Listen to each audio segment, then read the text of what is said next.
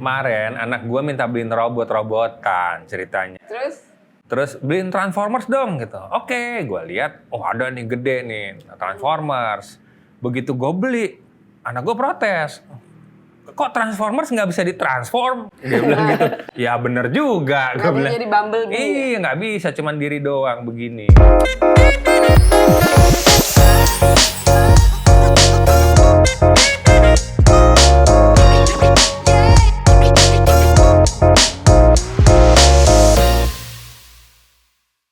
Kok kayaknya di sosmed atau di berita lagi ngomongin robot kemarin-kemarin gitu. Jadi ingat ngomongin robot itu. Trading. Nah, robot trading. Sebenarnya robot trading itu robot beneran nggak sih sebenarnya gitu? Kayak gini gitu. Iya, karena kepikiran gue kalau robot trading tuh ya orang beli robot terus robotnya main gitu. Gitu ya? Kalau yang itu gue mau tuh. Nah, itu gue juga mau, menarik kan dari robot. Lucu tuh, lucu. Jadi sebenarnya apa tuh, Mbak? Bukan, robot trading tuh bukan robot, itu software sebenarnya. Software yang memang dipakai sama sekuritas ya. Iya. Sekuritas untuk Sekuritas, bukan security ya. kan itu yang di luar tadi. Oh, iya, benar. Nah, itu dipakai untuk trading gitu loh. Jadi dia udah diisi sama historical data. Terus kemudian ada parameter-parameternya gitu kan. Jadi orang tuh kalau mau transaksi gitu ya, transaksi trading tuh nggak harus 24 jam duduk di depan komputer gitu kan. Capek juga gitu kan. Jadi dia bisa kasih nih instruksi ke si softwarenya itu untuk nanti kalau harga sekian jual. Oh, jadi gitu. dia menggantikan orang untuk tidak selalu berada di depan komputer. Betul, Baik. gitu. Jadi kalau dia mau kemana tinggalin nanti. Tapi sama yang punya software ini di setel. Gue pengen nanti kalau pas tinggi dia begini, pas rendah dia begini. Harga sekian, udah di setting parameternya. Tapi si robot ini sendiri juga udah berisi data-data historical dan udah punya objektifnya, udah punya target dia mau berapa nih dia mau keuntungan berapa dan udah ada parameternya lah gitu. Jadi bisa nih misalnya gue pergi libur nih ya nggak lama-lama seminggu 2 minggu terus gue tinggalin aja tuh robotnya gitu, bisa nggak kira-kira? Bisa dong, karena kan justru itu kan fungsinya daripada software trading itu, atau karena udah ada AI di balik itu ya. Jadi AI itu artificial intelligence atau software lebih gampangnya. Kecerdasan buatan. Iya kan udah cerdas dia. Jadi justru itu adalah tools dari. Kalau gua cerdas dibuat-buat. Iya, benar. Itu merupakan yang tadi Sapti bilang, itu kan merupakan alat atau tools untuk perusahaan sekuritas atau pialang kan. Jadi dia bisa berlibur gitu. Oke, jadi udah autopilot. Atau yang memang perorangan yang dia biasanya main kan. Jadi kalau orang mau transaksi trading gitu ya, saham atau forex gitu, dia biasanya tuh dia buka account ya, sekuritas company, dia buka, kemudian nanti dia dikasih tuh user ID, password, software dia dikasih, dia bisa main sendiri di rumah. Nah itu juga kalau dia lagi mau pergi mau apa, itu sebenarnya itu dia tinggal kasih instruksi di situ. Itu sebenarnya yang dalam tanda kutip robotnya tuh itu loh. Jadi bukan robot beneran. Bukan yang bisa jungkir balik gitu. Kayak gini. Karena gitu. kan dia itu kan software, jadi bisa ada di semua device kan. Kalau liburan kan bisa bawa laptop, bisa bawa handphone, bisa bawa apa aja gitu. Kan tadi Sapti bilang udah harus ada di set parameternya. Parameter misalnya, kalau misalnya ini tinggi, dalam keadaan tinggi, tolong notify saya. Saya dapat notification, langsung saya lepas dong sahamnya. Seperti artinya itu cuma mengirim notifikasi gitu, bukannya dia jalanin sendiri tiba-tiba. Notifikasi hanya part of the feature gitu. Tapi yang mainnya yang tadi Sapti bilang adalah parameter yang udah ada sejarahnya itu. Nah dia sendiri bisa mewakili kita untuk mengambil keputusan, misalkan jual atau beli gitu kan. Nah itu seperti itu yang legal ya, kita bicara yang legal ya, bukan yang robot trading yang lagi rame gitu.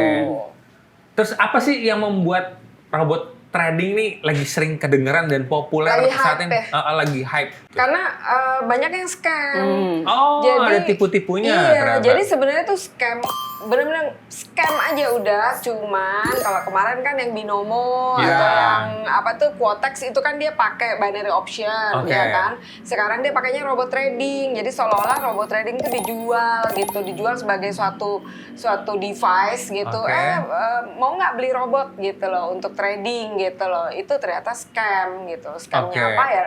Nanti kita bahas Macam-macam, juga gitu. Berarti robot itu yang dikasih nggak pinter-pinter amat sebenarnya, atau memang sengaja bikin kita? Bukan, itu sebenarnya udah jualan bohong aja. Oh, Jadi oke. contohnya saya nih, saya mau nipu nih. Jadi saya bilang aja, lu mau nggak beli robot trading? Lu bisa trading tuh di situ. Tradingnya itu si robot udah pinter banget gitu kan. Oke. Lu beli deh harganya $1.000, lu kasih ke gue, nanti yang lu store ke gue $10.000, yang $9.000 buat main nih, ya kan, buat deposit. Nah, padahal si robotnya ini itu nggak ada gitu loh. Jadi sebenarnya gue cuma mau ngambil duit lo yang $10.000 itu aja gitu loh. Scam aja, ini cuma dipakai alat nih, Benar. seolah-olah ini ada robot trading yang gue jual. Oh, baiklah. Balik lagi gitu, itu aplikasi, terus kemudian yang gue kasih ke lu seolah-olah lu ngerasa lu main, padahal lu nggak main gitu, nggak main in the real market, Simulasi gitu. aja. Ah, Itu simulasi. simulasi Iya, ya, iya. gitu ceritanya gitu. Tapi sebenarnya dari pihak aplikasinya itu, apa softwarenya memang sebenarnya udah disetting untuk kita nggak menang dong, berarti ada kemungkinan itu berarti. Iya.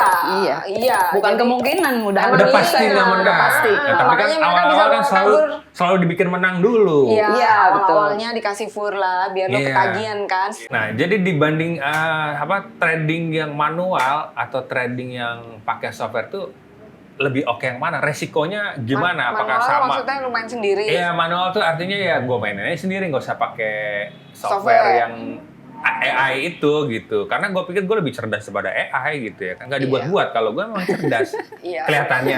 Bener. Gitu ya kan? Kalau ini pendapat pribadi ya, kalau pendapat pribadi gue, itu resikonya kalau manusia tuh lebih tinggi. Kenapa? Karena pertama, manusia itu punya keterbatasan mengingat historical data. Oke. Ya kan, itu satu. Jadi dia menyusun di kepalanya ini, itu kan historical data, itu kan isinya banyak sekali Iya. tuh tentang naik turunnya pergerakan dari saham atau forex gitu ya. Nah, yang kedua ada emosi. Jadi Pasti. kalau iya kan, Ya, misalkan gue dia lagi emosional kesel orangnya. nih sama temen habis ketemu lu nih, kesel banget kan, lu kan ngeselin orangnya. Tiba-tiba terus dia mesti duduk di depan komputer masih inget-inget nih keselnya lu. Itu mainnya pasti biasanya jelek. Jadi jelek. Sama Jelek. kayak main judi dong berarti gitu. Bukan Kalau judi. mood lagi jelek kan gitu pasti pasti jelek terus Gua tuh nggak pernah kesana. judi sih. Gitu ya. Jadi nggak tahu ya. Nanti pertanyaan soal judi kita bikin ini lagi, cerita lagi ya. Gue yang Iya. jelasin nanti. Terus kemudian kalau dia misalkan dia lagi ada rasa ini greedy itu rakus gitu kan. Nah, terus main gitu. Jadi terlalu banyak sifat manusiawinya yang mempengaruhi keputusan. Oh. Kalau software ini kan dia nggak punya rasa, nggak punya perasaan. Jadi dia Iya. benar-benar berdasarkan Data. parameter aja, data, terus ada parameternya. Kalau ini dia harus eksekusi kayak gitu. Jadi lebih ya udah itu aja mesin. Nah, kalau itu dari Sapti ya, kalau dari aku mungkin sebagai main dan aku tuh sifatnya kan lebih risk averse gitu. Risk averse apa, Mbak? Risk averse itu maksudnya sangat Menghindari resiko. menghindari resiko, Oke. ya kan?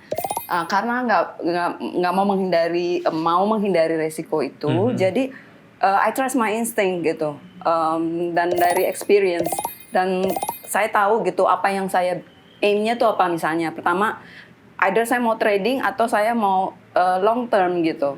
Saya tahu apa yang saya mau, jadi saya lebih trust main sendiri jadinya. Oke. Nah, jadi makanya tergantung nih sifatnya seperti apa. Jadi bisa pakai AI atau pakai yang tadi trading dari Dua-duanya software. boleh sih. Bisa juga pakai ini sendiri, main sendiri. Jadi jangan ikut-ikutan aja gitu. Jadi artinya sebelum trading mau manual mau pakai software, kenalilah diri sendiri dulu gitu ya. Betul. Lo tipe orang yang emosional kah atau trust your instinct Iya, atau apa? gitu. Iya, Jangan. benar-benar. Jadi mendingan coba. Jadi stabil, Iya. ngerti, bener-bener risk averse. Oke, jadi tahu gitu apa yang yang bisa dilakukan gitu. Oke, jadi artinya nggak ada salahnya pakai yang manual atau pakai yang software gitu berarti Nggak kan? nggak ada. Nah, di Indonesia sendiri itu udah ada aturannya nggak sih tentang fair trading ini tuh udah ada aturannya belum sebenarnya gitu? Jadi software trading itu nggak pernah dijual terpisah apa individual gitu loh, ditawar-tawarin mau nggak nih gitu kan. Jadi yang itu karena itu adalah di back end-nya perusahaan-perusahaan sekuritas gitu loh. Jadi perusahaan-perusahaan sekuritas itu yang maju ke customer menjual produk-produknya dia gitu kan. Nah itu cuman di operasionalnya aja di back end gitu ya. Nah tapi tentunya software-software yang digunakan oleh lembaga-lembaga keuangan itu tuh pasti sudah melalui assessment yang panjang tuh, ya bisa cerita. Jadi kan kayak misalnya biasanya tuh di balik mereka itu tools yang dipakai itu software trading itu sudah disertifikasi dan sudah dipakai secara umum. Misalnya di Amerika dengan sudah di Nasdaq dan juga di Wall Street gitu. Nah itulah yang dipakai oleh perusahaan sekuritas biasanya di Indonesia dan memang nggak dijual ke individu gitu kan. Kan yang sekarang yang kayak apa selama ini nih yang disebut sebagai robot trading itu kan dijualnya ketengan kan, lu ditawarin sama temen lu gitu ya, apalagi pakai metode MLM gitu kan. Nah itu nggak umum tuh kayak gitu. Kalau mengenai legalitas itu kan kalau yang gue baca di nonton di berita juga, Bapepti itu selama ini belum pernah mengeluarkan izin untuk robot trading. Jadi secara legal itu ilegal gitu kan. Selain dari Bapepti itu sendiri gitu ya kan, itu kan juga pengumpulan dana masyarakat tuh ya kan, perusahaan-perusahaan kayak Fahrenheit segala macam. Nah ini biasanya gitu ya seyogianya itu sesolonya apa sejogjanya? Jogja aja deh, Jogja. Sepatutnya. Iya, itu ada juga izin dari OJK karena pengumpulan dana masyarakat itu kan biasanya melibatkan OJK. Nah, untuk memperoleh izin itu sendiri kan prosesnya kan nggak mudah. Jadi kalau perusahaan-perusahaan sekuritas tadi itu kan lembaga keuangan ya, itu dia pasti diawasi, ya kan, diawasi oleh regulator. Nah, kemudian dia juga ada sanksi dan penalti, sehingga mereka harus patuh pada hukum di Indonesia, karena regulatornya adalah regulator Indonesia. Nah, robot trading yang selama ini marak di pasaran itu brokernya atau pialang-pialangnya itu bukan di Indonesia. Jadi barang impor, sebenarnya itu barang impor sebenarnya. Ini gue tuh pernah ditawarin sama temen gue. Kebetulan temen gue tuh MLM-nya, jadi dia marketingnya ditawarin mau beli nggak $1.000 untuk robotnya, kemudian $5.000 untuk main tradingnya, gitu kan. Gue tanya yang ke dia, robotnya itu sendiri apakah bisa gue pakai untuk beberapa broker gitu kan.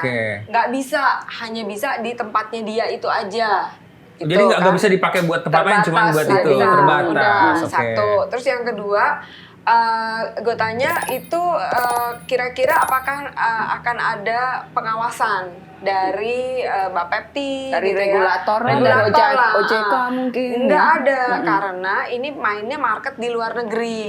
Sehingga dana yang 5.000 itu gue transfer ke luar negeri nih, gitu kan. Nah, itu penting tuh. Penting. Jadi nggak ada yang jagain duit kita tuh berarti ya? Iya, jadi waktu itu gue mulai bertanya-tanya, dia transfer untuk pialangnya di luar negeri. Terus gue pikir kalau pialangnya di luar negeri, gimana gue kontrol duit gue? Iya, betul. Jadi teman-teman mesti hati-hati kalau udah mulai ditawarin dananya ditransfer ke luar negeri, karena itu kan tunduk pada hukum di luar negeri yang kita nggak tahu, kita nggak ada gitu loh, kuasa untuk mengecek dan sebagainya. Betul, jadi bukan hukum Indonesia. Jadi waktu itu akhirnya gue mikir dulu deh gitu kan, gue nggak berani. Nah habis itu dia nawarin lagi, ini dia meyakinkan nih, perusahaan ini tuh bonafit banget gitu loh, perusahaan si robot ini nih bonafit banget, dia udah bikin gedung nih puluhan lantai di BSD. Wah, makin curiga dong. Makin curiga, gue makin mikir gini, ini side streaming jangan-jangan. Side streaming tuh artinya duit yang dikumpulin dari orang-orang seperti gue ini akan dipakai untuk bangun gedung kan bisnisnya kan katanya tadi robot trading tuh trading forex. Ini kok dia bangun gedung gitu kan, gedung hari gini buat apa, ngantor di orang semua udah ngantor di rumah. Udah, terus abis itu ditawarin, dia kirim lagi, ini lihat nih upline gue udah pada punya mobil Porsche gitu kan. Wah, gue makin enggak deh, gue enggak dulu karena untung Mas Sapti udah punya ya, jadi nggak gue tertarik. punya kayak gini juga kecilnya gitu loh. Jadi akhirnya di situ teman-teman mesti hati-hati. Jadi bukan justru kita silau gitu ya, tapi kita mesti mikir gitu loh. Kok bisnisnya trading, forex atau emas atau apa kripto, tapi kok dia bangun gedung tinggi sekali gitu ya. Terus kemudian dia beli gedung di beberapa kota gitu. Terus kemudian abis itu dia bos-bosnya tuh flexing gitu. Kita udah mulai hati-hati justru di situ. Nah, kemudian kita juga tahu bahwa kalau yang namanya lembaga keuangan di Indonesia itu secara berkala itu pasti diawasi oleh regulator. Nah, kalau di luar negeri kan kita nggak tahu, ya kan? Nah, itu kira-kira hati-hatinya tuh di sana. Oke. Iya. Jadi bagusnya tuh karena Sabtu itu radarnya langsung tinggi kan. Jadi dia minta mereka tuh ngulangin terus tuh apa yang ditawarkan cek gitu. lagi ya, Dicek lagi, dicek lagi gitu. Jadi apapun yang ditawarkannya kan kadang-kadang juga wah ini lebay, ini nggak mungkin terjadi gitu. Kita juga harus itu ya. mesti hati-hati. Ya. 2L tinjau itu, jadi selalu diingat. Legal sama legalitas sama logiknya. Kalau bunganya gede, oh ya ditawarin tuh per hari 1%. Nah tuh kan. Itunya profitnya, profit 1% sehari gitu kan. Nah sekarang gini, baiknya gimana kalau misalnya ada temen gue nawarin gitu, lo ikut gak nih ada robot trading segala trading pakai robot segala macam, gue ikut gak tuh kayak gitu-gitu? 100% itu jangan ikut. Lebih baik tidak ya gitu. Karena itu ilegal dan itu pasti scam di Indonesia ya. Nah pertanyaan gue tuh gimana ya, gue heran gitu, kok masih banyak gitu ya hal-hal kayak gini. Ketika tadi Mbak Sapti jelasin, Mbak Indra jelasin, buat gue langsung ini udah jelas penipuan lah, aneh gitu. Tapi kenapa banyak orang yang bahkan well educated gitu, yang sekolahnya pintar segala, bahkan mereka cukup kaya masih ketipu sama kayak gini-gini tuh, gue heran banget deh bener deh. Nih jadi kayak gini nih, pertama-tama mungkin karena kondisi kita sekarang dengan pandemi, dengan kondisi ekonomi yang sekarang, jadi banyak orang yang mencari keuntungan ya lebih cepat, dengan lebih cepat. Ya. Nah selain itu mereka selalu melakukan yang namanya cult mentality. Jadi fanatik dan komunitas itu benar-benar fanatik. Kemudian informasinya tuh mereka tuh kayak pakai kacamata kuda. Mereka nggak ngelihat lagi nih. Mereka cuman dengerin apa yang dikatakan oleh leadernya gitu. Jadi misalnya nih kalau ini pasti untung. Nah itu nggak ngecek lagi kan, lupa deh yang namanya do your own research gitu.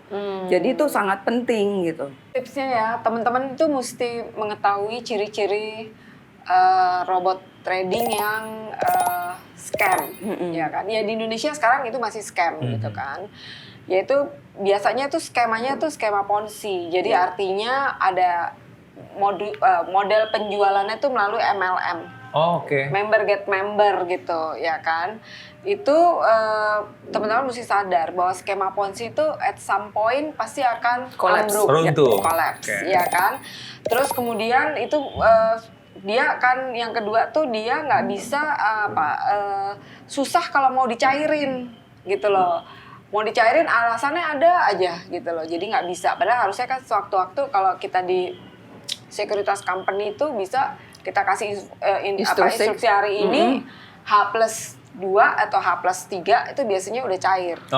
Itu wajib, itu nggak bisa atau ada alasan macam-macam. Nggak boleh lebih lama dari itu. Nggak boleh. Kalau yang robot trading yang scam itu biasanya withdraw-nya tuh pencairannya itu dicicil. Nah, gila. Karena duitnya belum balik kali ya. Belum ponzinya belum lengkap nih, jadi dicicil. Nah, belum balik modal, belum ada duit buat bayarin. Gitu. Nah, yang paling parah biasanya mereka exit plan-nya itu adalah pakai margin call. Margin call itu jadi mesti nambah modal nih. Jadi dia bilang ini udah habis nih katanya, udah kalah terus nih, ayo masukin lagi. Nah itu udah nanti akan menang gitu kan, dibimbing gitu. Lagi ya. Itu kita udah mesti hati-hati gitu kan. Cuman sekarang memang terus terang sih kita prihatin ya dengan banyaknya robot trading ini, dan ini udah berlangsung udah bertahun-tahun loh sebenarnya. Jadi kita berharap masyarakat dengan adanya YouTube seperti ini itu bisa belajar gitu ya, dan kemudian juga dari pihak regulator juga lebih awas gitu ya terhadap berkembangnya skema ini gitu loh, seperti ini. Teman-teman ingat ya, kalau mau berinvestasi selalu ingat yang 2L itu. Ya, legal dan logic. Kemudian jangan ikutin orang lain.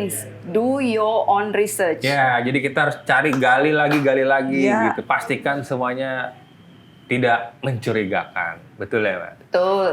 Terima kasih teman-teman sudah menyaksikan YouTube kita kali ini. Silakan boleh like, subscribe buat support kami. Terima kasih.